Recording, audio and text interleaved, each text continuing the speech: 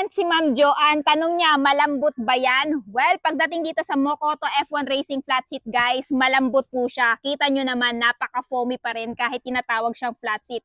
Hindi siya yung tipo ng flat seat guys na sobrang sagad sa flat na tipong masakit sa puwet kung uupuan ninyo. Pero this one guys, kahit i-long ride nyo pa to, solid na hindi po sasakit yung puwet nyo dito. So pagdating naman sa quality nitong flat seat ni Mokoto guys, pagdating dito may naka-embroid yan na pang endo type concept, no? So pagdating sa pagkaka-embroid guys, napakapulido ng pagkakatahi.